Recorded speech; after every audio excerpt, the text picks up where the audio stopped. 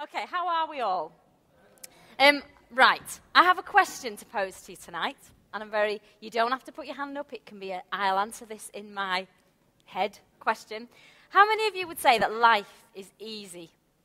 Oh, there's a question. I suppose it depends what day I ask you that on, doesn't it, really, sometimes? How many of you who've sort of had some kind of relationship with Jesus, or whatever you want to call it, would say that walking with Jesus is an easy thing to do? Because I know that I have to say I could answer no to both of those questions quite often. In my life I can think, no, it's not easy. Life's not always easy. And walking with Jesus is not always easy. And as I was thinking about what I was going to talk about this week, this verse came to me and wouldn't leave. And it bugged me at first, so I thought, I'm going to work out what this means because this is bugging me. So I'm going to read it in two versions, in the NIV and in the Message, because some of you might be familiar with both, and then I can refer to both. And it gives me extra things to say. Yay! So I'm going to read them to you. Here we go. They'll come up on the screen. Chris was taking the mick out of me and his lovely wife, because apparently teachers always use Comic Sans font.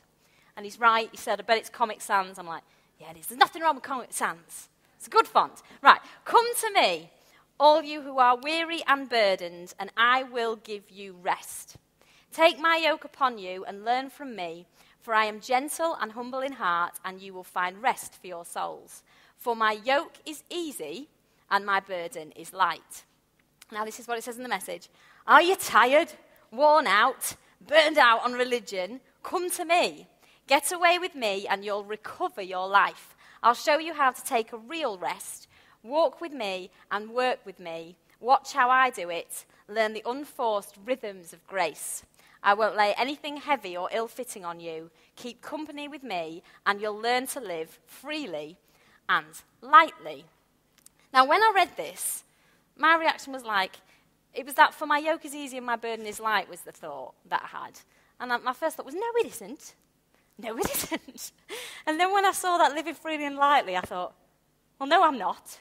So as I looked at these verses and I'm thinking, right, this is what Jesus is saying, and somehow or other that's not what I'm experiencing. So how can we get into line what he's saying with what we're experiencing? What's the sticking point for me? What am I not getting? So as I've been thinking about this, Ant said recently that for every verse, they used to believe that approaching the Bible was a discussion. It wasn't one person stood at the front saying, this is what this means. It was people talking together saying, what do you think about that? Well, I think this. What do you think about that? So we're going to have a discussion around these verses today, and I'm not claiming to have all the right answers, but I'm going to tell you the things that have come up as I've been studying this, and I want you to sort of be thinking and having that discussion with me, and obviously give you some stuff to think about. Now, who is the verse aimed at? Now, to me, when I look at that, it says it's aimed at, come to me all you who are weary and burdened. So it's aimed at people who are weary and burdened. People feeling, it's too much, I'm tired, I'm exhausted. And people feeling like they're carrying stuff in their life. And I think probably, if that's not you in here tonight, in at least some area of your life, it's certainly going to be someone you know, because don't we get tired sometimes of the stuff we're carrying, and doesn't that sometimes feel really hard? It also says, it seems to me to be aimed at those needing rest. It talks about a real rest. Do you ever feel like you just need a rest? You just need it to stop, pause. And also it says, are you tired, worn out, and burned out on religion? And it's for those needing to recover their life somehow or other. Something along the way has been lost, or you're just feeling like you need a recovery of some sort. Possibly things have been damaged, possibly stuff's gone on. You just feel like you need that kind of experience. Now, like I said, if this is not you tonight in at least some area of your life, maybe it's you in all areas of your life, it's going to be someone you know. And I read something this week. I might have got this statistic wrong because I forgot to write it down, but something like 1 in 4 people in our country have some kind of mental health issue during their life, or depression or something. And I thought, that's real and very scary statistics, isn't it? When you think of how sometimes in life people are hurting and struggling and are worn out just sometimes with being okay. Yes, you've got your stuff, but sometimes to be okay in your own skin in life is really, really, really hard. And yet there seems to be in these verses some kind of hope that when things are, Is that me? When things are sort of getting you down and tough, that there's a kind of answer. Now it says, one of the things it said was burnt out on religion. And I thought that's really interesting, because I was thinking, some of you might think of religion as being this God thing, which it's associated with it, isn't it? How can you be burnt out on the thing that's supposed to somehow be God's answer? And I thought, the word burden means to load up, or one of the definitions can mean to overburden with ceremony or spiritual anxiety. I thought that's a really interesting way of putting it. Because why would you be burned out on it? And I thought about, you might have seen in the news, Prince Harry got himself in a little bit of bother, didn't he? Because Prince Harry has to go through a lot of formal ceremonies in his life. Every time his grandma walks into an occasion, he has to get up and sing for her. I mean, that's got to be a weird thing to do, hasn't it? And all those things he has to do that are part of his role as a prince. He has to stand on ceremony. And then, of course, in America he has, I don't know if you've seen it on the news, but it was, and he had this sort of gathering, which was probably something that you're not supposed to be seen to be doing as a prince. But really, I thought this guy had a moment where instead of being on ceremony, performing as a prince, he was actually just being himself. And actually, I thought, isn't it hard sometimes when we've got so many roles in our life that we feel like we have to do a certain way? Sometimes it's like your life's you're standing on ceremony all the time. Does anybody know what I mean? You feel sometimes like you're performing in role as somebody. And in the midst of all that, it can be difficult sometimes to turn up as yourself because you're busy playing your part. And I do not believe that God ever wants us to come on and stand on ceremony with him or with each other with this idea of let's all perform as really godly people. I don't believe that's ever what he intended, because isn't that such a burden when you have to perform?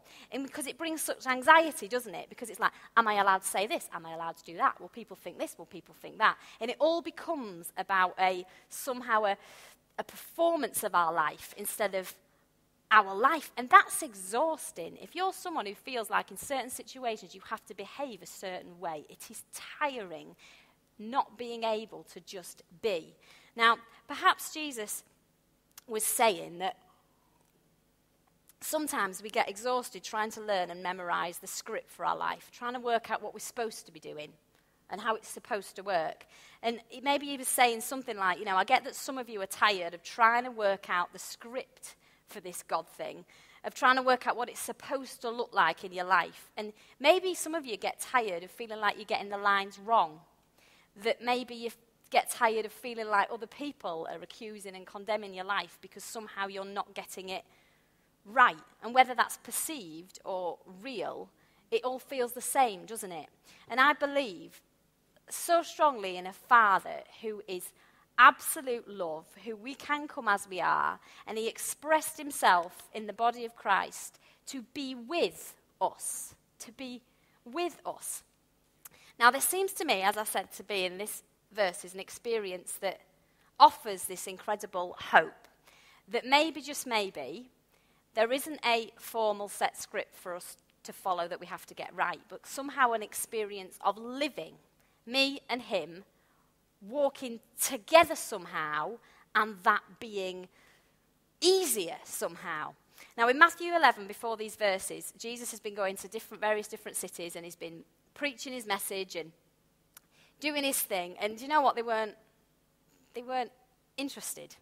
And he seems to be frustrated. If you read it in Matthew 11, he seems to be quite frustrated that they won't respond to his message.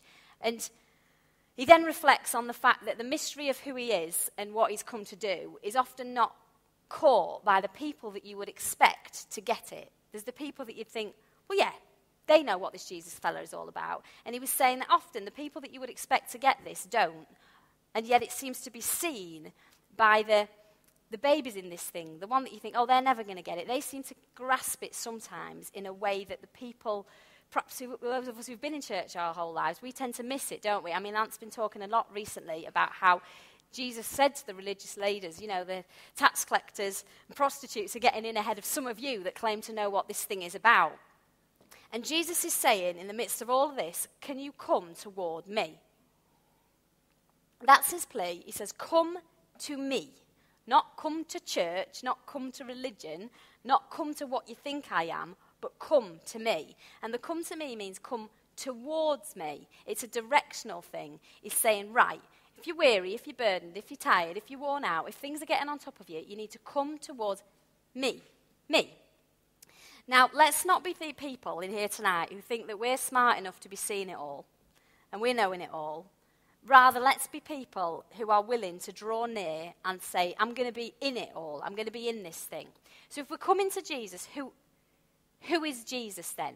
If we've got to come to him, who is he that we're coming to? Because depending on who he is will depend on whether that's an appealing prospect or not, won't it? Say, come towards me and he's going to not do you any good. You're not going to be interested. So let's have a look at what these verses say about who he is. Because if we move towards this person, it looks like some of the weariness and the burdens and the things we're worn out with could possibly be a different experience for us. Now, let's look through. I've got 4 things. 1, 2, 3, 4. 4 things, right, that is revealed in these verses, okay, about who Jesus is. Firstly, he will give us rest. Now, when I saw that word give, I thought, that's a gift then, isn't it? Jesus will give us a gift of rest. How many would you would have liked that wrapped up this morning? Or under your Christmas tree. There you go. There's rest. I'll be like, yay. Now, we don't earn it or achieve it, or it's not one of those rests that's like, you know, at the end of the day when you've got everything done and you're shattered, and you might sit down last thing at night and be like, oh, rest. It's not that sort of rest. It's a rest for your soul, a rest within you. It's not a stopping of activity. It's somehow a rest, whether you're still busy or not on the outside. There's somehow an experience of being at rest, at peace on the inside. Now, it also says that he has a yoke that we can take. Now, I'll put a little picture up there of a yoke. That's a yoke, in case you didn't know what it was. It's when 2 animals are tied together to work together, because that will enable them to have more strength to produce more power. Now, it says he has a yoke that we can take. And the word yoke means a band or something that binds. You can see on there, it's somehow something that unites or joins 2 things together, like on a shoulder harness. Now, with the animals, it combines the power to increase the output. So somehow there is a way that we can be bonded or joined to him to somehow combined forces so that the output from our life is more effective. And we'll talk about what the output is in a minute. Now, we can say, so far we've got, he's going to give us rest for our soul, which sounds amazing, and we can somehow be joined to him, join forces with him somehow to enhance power in our life. Does that sound good so far? Now, the third thing is we can learn from him, okay? It says he's wanting to teach us. If you're learning, you've got someone showing you the ropes, haven't you? Yeah? So he's wanting to teach us, and that implies to me that we don't need to know it all now. But again, it's that towards. We can learn how to do this from looking at him, from being with him, and we're going to see that expressed in who he is and what he does. Now, the 4th thing is this, and it's lovely. He is gentle and lowly in heart, or gentle and a humble heart. Now, isn't it easier being around people who are gentle than people who are harsh? And people who are humble than people who are proud? Because a harsh, proud person will just tell you what you should be doing, and whereas a gentle, humble person will get alongside you, won't they? They'll get alongside you. And he's not about dumping heavy loads on your life and saying, there you go, I'm going to shove something on you, give you something to carry, because you need to learn a bit of a lesson here, and it's really difficult. And while you're doing it, I'll point out along the way everything you could be doing to do it better. Now, who wants to hang around with someone like that? Because that would exhaust you, wouldn't it? The very person that's promising you rest would be the person putting the pressure on you. And it's funny because Jesus talked a lot to the religious community about the burdens they were putting on other people. And it said this, in Matthew 23, he said, they tie up heavy, cumbersome loads and put them on other people's shoulders, but they themselves are not willing to lift a finger to move them.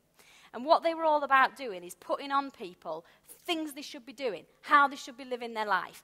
Not as a loving, humble, gentle thing, but as a proud, harsh thing. And, you know, it got me thinking, I bet some of the heavy loads that, when we get into religion, that we try and put on people, it's all about, for me, I put this, putting shame and condemnation on people, but from a distance. It's about standing looking at their life and somehow shaming them or condemning them, not getting alongside and supporting. And I put here, gentle, humble heart like Jesus. If we have a gentle and humble heart like him, we don't shame and condemn others, but we help to lift the burden and carry others' burdens, whatever package that comes in. And it was a challenge because I thought, in my life, in your life, are we helping to lift the burden with gentle and humble hearts, or are we just tying the straps a little bit tighter?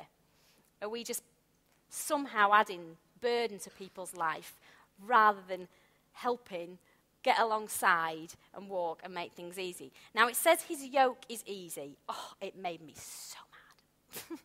It made me mad. Sorry, it did. When I read his yoke is easy, I just thought, no, it's not. And it's really funny because I also mentioned it to 2 or 3 other people. I said, when you hear his yoke is easy, what's your reaction? And the other 2 or 3 people all said, no, it's not. We all had the same reaction. And I thought, oh, what have I come to believe if that is my reaction? I cannot look at the many years of, I have no regrets about choosing a life walking with Jesus at all. It's the best decision I ever made. But I can't tell you that's been easy. And that, I thought, is the problem. So I thought, what truth am I missing somehow in this verse? Because that's what he says it would be. Now, easy means something very wonderful. And I think when you hear this, you'll be like, oh, I get now how it's easy. Easy means agreeable, gentle, gracious, useful, and kind. So when I'm united and bonded with Jesus, yes, the experience is agreeable, gentle, gracious, useful, and kind. And the one that really stood out to me the most was that word kind. His yoke is kind. And how lovely is it when people are kind? And when just kindness is an incredible thing. And when I thought that his yoke is kind, that made sense. Because I think, yes, I can't say that every situation I've been in and everything in my life has been easy, but I can say categorically that Jesus has always been kind. Always. In the ups and the downs and the in-betweens, there's been a kindness. And when you hear that, pleasing, gentle, gracious, useful, kind, don't you think that just sounds gorgeous? Like something you would want to move towards. Like something that if you were attached to it, you could handle life better being attached to that, couldn't you? And even just reading it, I sort of felt less weary and a little bit more rested. Now, it makes me realise that some of the experiences I've had in life, which we all have, has made me forget this truth, which is why it hasn't felt easy. Because what I've done, and what I'm sure some of you in here will do and have done like me, is we put on our own yokes. We attach ourselves and unite ourselves to our own stuff. Instead of taking up his. So we put on some of those laws, we put on the ones that, some of those things, I've written them here. I'm going to skip ahead. These are the sort of things that we put on. I can make this happen. We attach ourselves to, I'm going to make this happen. If I work hard enough, I can fix this. We attach ourselves to, I know best. We attach ourselves to, I must sort this out. And I cannot rest until I have. We attach ourselves to, something should be done about this. We attach ourselves to, do you know what, there's just no hope. There's absolutely no hope. There's no way we're going to make it. Or what if something goes wrong? What if something goes wrong? So to the fear. And we attach ourselves to things like, what if they leave me?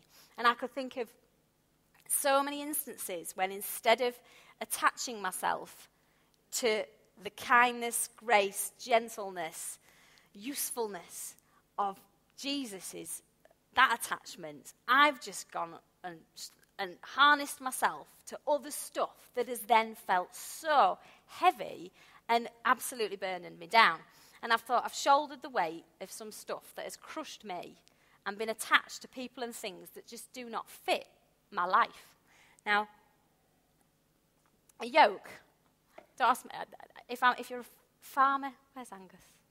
If someone knows lots about a yoke and I get this wrong, I've just Googled it. Sorry, but I've Googled it. You may have more information about yokes. But this is what it said. The yoke must fit to an individual ox. Did you know that all oxes were different? Apparently they are. It needs to be fitted properly or you'll damage the animal short and long term. So you can't just get a yoke or get a yox. get an ox, and it's not one size fits all for oxen, yes? You're going to damage the ox, both in the short term and long term, if it doesn't fit properly. And it has to be worn quite precisely. And the wood from which, I've got to read this bit because I don't know it. It's not in my head. The wood from which the yoke was made was very hard, and the load attached to it was very heavy. So not only did the yoke have to be smooth and not have any sharp edges, because sharp edges would dig in and hurt the ox. It also had to be contoured, that's a lovely word, isn't it, to fit exactly the particular ox that would wear it. Because if you didn't distribute the weight evenly, it's going to rub a sore spot, making the ox unable to bear it. Longer term, if an ox was to wear a yoke that didn't fit, you're not going to have as much life in that ox. It's not going to be able to work for as many years. It's going to wear itself out. Now, I had this wonderful thought that did you know that Jesus knows how to make your life fit? He knows how to make your life fit. He knows your bits and pieces you've got in life, and he knows the plates you've got to spin. He knows, every single one of us in here, all the different things that we have going on in life, and we all have stuff going on in life. But have you noticed that sometimes it doesn't fit? Sometimes I'm thinking, the things I have going on don't seem to be fitting into my life. But I had this wonderful thought that, do you know what? He knows how to make my life fit. He's not asking me not to have my things, a lot of the things he probably wants me to have, but he knows how to make them fit and work for my life. And what we tend to do is bind ourselves to the stuff that we believe will create the best output and give us the most power. So we make those choices for ourselves, don't we? We decide what will give me the best outcomes for my life, what will be the most power in my life. And we make those decisions sometimes very independently of what he said would fit. And then we say to God, why aren't you helping me out? Why aren't you helping me with this? And he says, look, come toward me. I know your stuff and see your stuff you've got to do. I know what fields you have to plough. But if you take it on my burden, doing it my way will be better than doing it your way. And we just don't learn that very quickly, do we? We like to do things our way. Now, how is his burden light? Again, this means easy. So how is his burden easy? How is what we have to carry for the kingdom easy? Now, a yoke, I was thinking about this. A yoke is easy for one of two reasons. Either you're not pulling anything heavy. So if you imagine you've got that on you but you're not pulling anything, that would be fairly easy, wouldn't it? If you weren't pulling anything, that would be easy to do. Or someone else is taking the weight for you. So I found this wonderful verse, I remember this wonderful verse. God made him who had no sin to be sin for us, so that in him we become the righteousness of God. And when I read that, I thought, that sounds to me like he's carried my weight. I'm going to read it again. God made him who had no sin to be sin for us, so that in him we become the righteousness of God. He's carried my weight. All the stuff that was going to drag me down, was going to disconnect me, was going to separate me. He's carried that weight for me, and now I get to carry his revealed righteousness given as a gift in my life. And it is easy. I found this so difficult to write. I had to really say that anything about this is easy. But it's true. It is easy for me to attach to him because it costs him. It is actually easy today for me to be connected to him. God made him who had no sin to be sin for us, so that in him we become the righteousness of God. You're welcome. So, if I want to connect to God, to Christ today, as Joel said, he's already in us. He's already with us. All I have to do is respond to the gift that has already been given and believe that it is mine. And I can do that. And I was thinking, what did it cost him? And it cost Jesus separation from the Father. And there was that clip earlier, wasn't there, that didn't quite work, that Beth was going to play, where it said about, you know how it feels when you feel like God's left you. Is that what it said? When it feels like God's left you. And it says so clearly that nothing will ever separate us. And yet on the cross, Jesus experienced a moment of separation. And there's been times in my life, as I'm sure there are in yours, when you've wondered, oh, where's God? Where's God? I'm not feeling it. Not feeling it, Lord. But actually he says he'll never leave us or forsake us. So whether we feel it or we don't feel it, he's always been with us. But just imagine if for a split second we were actually separated. And I just think that would just be, then we'd really feel it. And that would just be absolutely horrendous. But in that moment on the cross, Jesus took all the punishment and all that God could need to judge us for. And he experienced it there in that moment so that we can come toward him.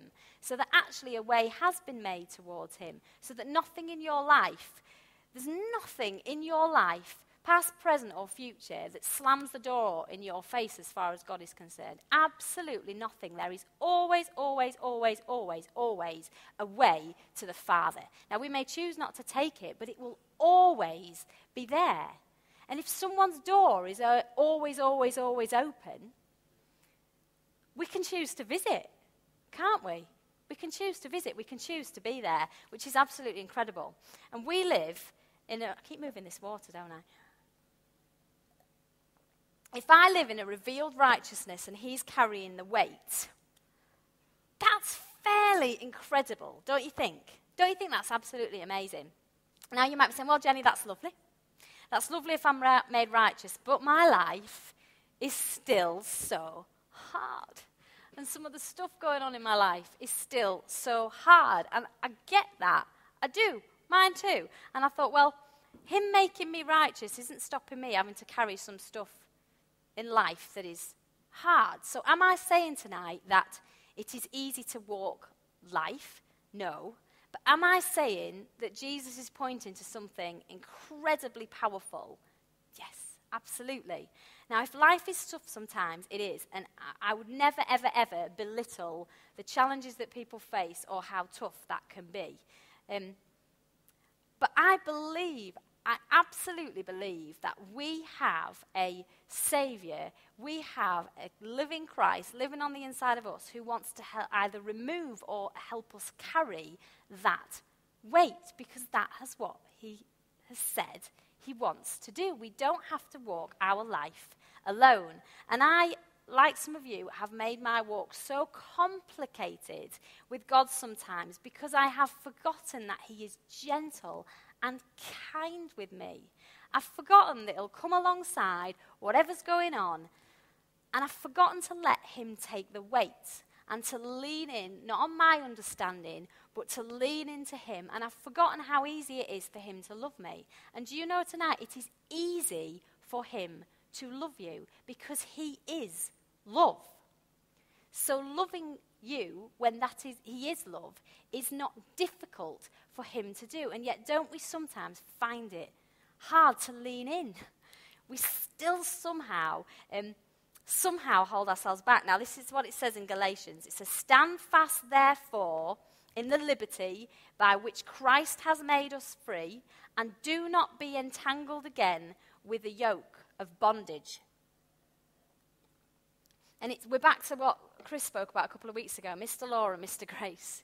We come to this God of grace, but then we find ourselves leaning back somehow to a yoke that requires me to measure up somehow, requires me to qualify myself somehow, requires me to make it happen. And when we do that, we lean into the yoke of bondage, and then it's heavy, and life's heavy, and all of a sudden it's like, oh, I've got to do this stuff and I can't make it, instead of leaning the other way and being bonded to the gentleness and kindness that will actually make our journey one that is not weary and burdensome, but somehow within life, it won't change all your circumstances, but it will change your experience of your circumstances. Now, looking. Well, I didn't realise when I found that verse that it comes straight after the bit. If you were here the other Wednesday night, Ant was talking about how there were two lines from Abraham.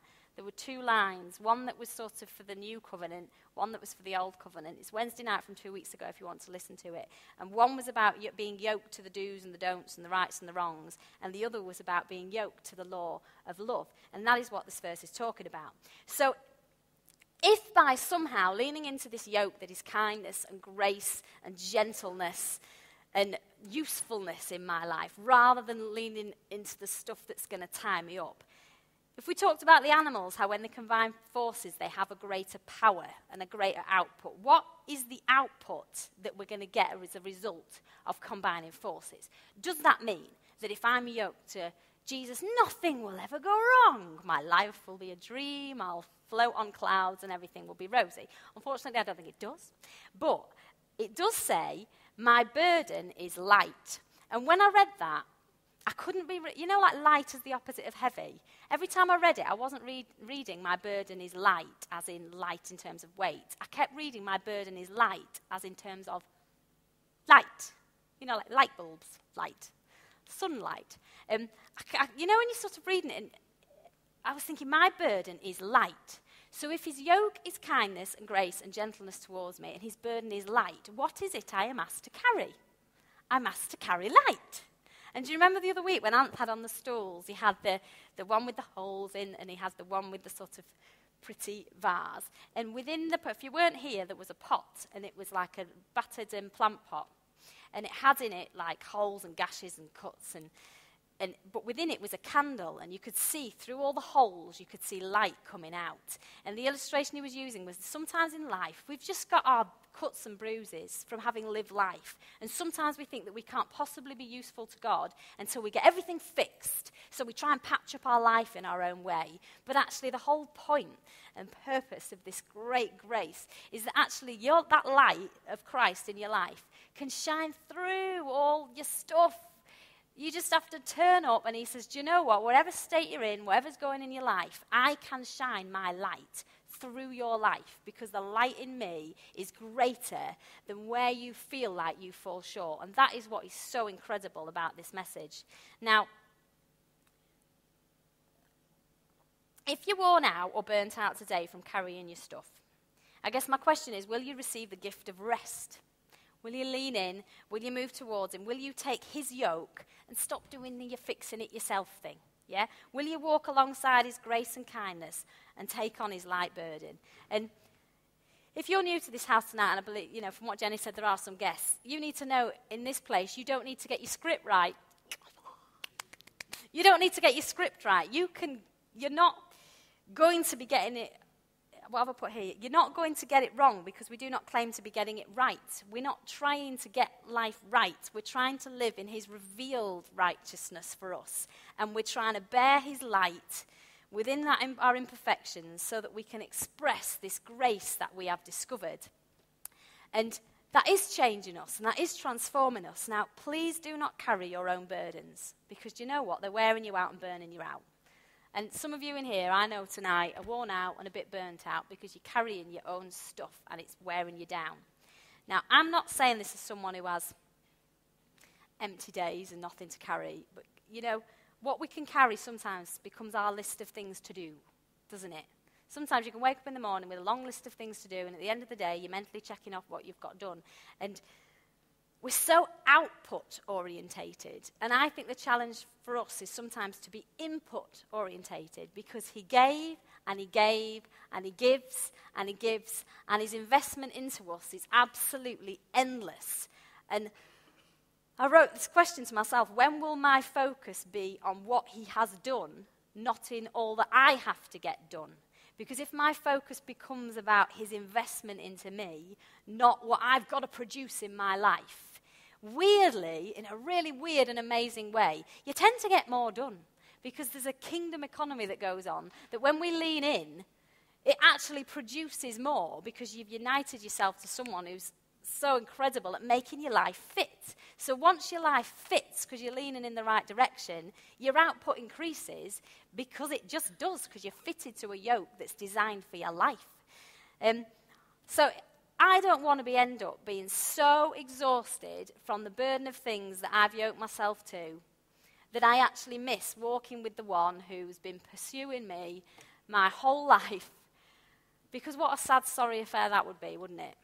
If actually, instead of being yoked to the person that can make your life fit and show you the gentleness and kindness that all of us have always wanted, we attach ourselves to that stuff that just wears us out. So let's take his yoke. There's a gift of rest. These are things I've put under his yoke. We lean into him, you get a gift of rest. His love endures forever. There are no unredeemable mistakes in your life. Nothing separates you.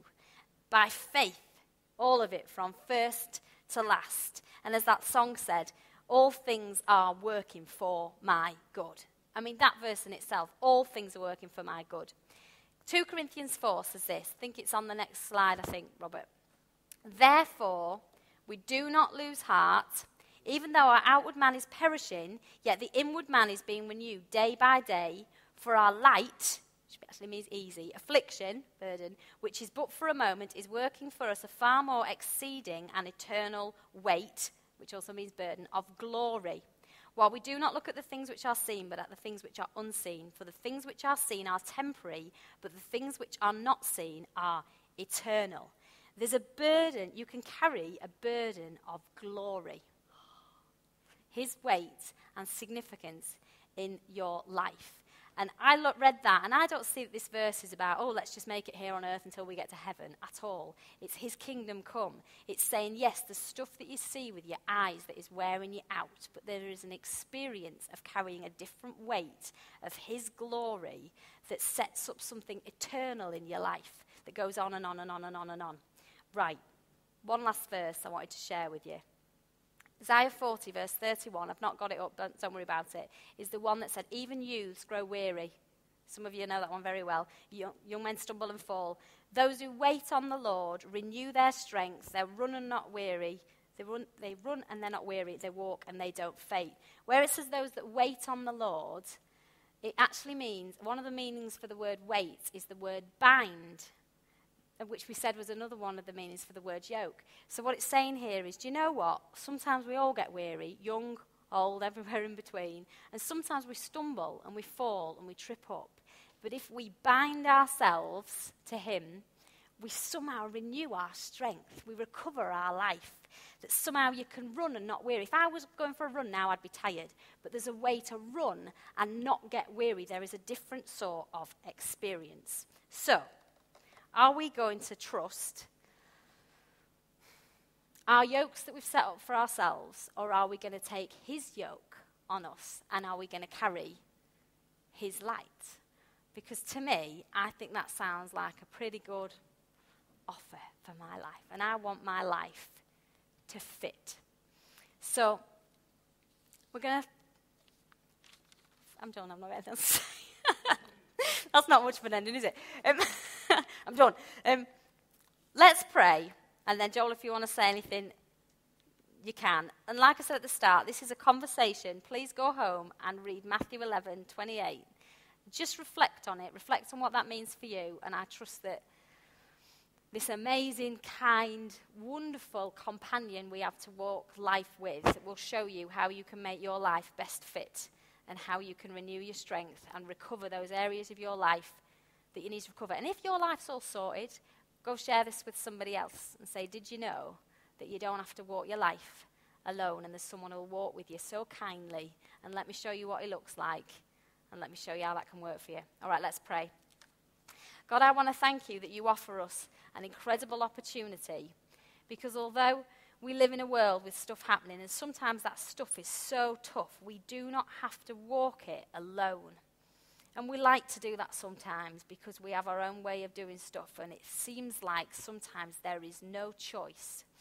But today we choose to join ourselves to something greater than ourselves. We join ourselves to the promise of an absolute faithful, loving Father who has assured us that although life can be tough, we have an incredible experience in that we get to be attached to you. We get to know that nothing separates us. We get to know that even if we're in a bit of a sorry state, we get to carry your life. And I want to thank you tonight that you are incredibly, incredibly kind. And I want to thank you tonight that you find it easy to love us. And that is so hard to get our heads round, all that looks like. But I do believe that's the truth. So tonight I ask that you will help keep this conversation going in everyone this week. That they will know how to lean in. That they will know how to unite themselves to you and what you're carrying, such that we could live lives that are light and free, not for any other reason, Lord, other than that we've learned how to walk with you and experience you. So thank you, Lord, and just be with us all as ever. Thank you.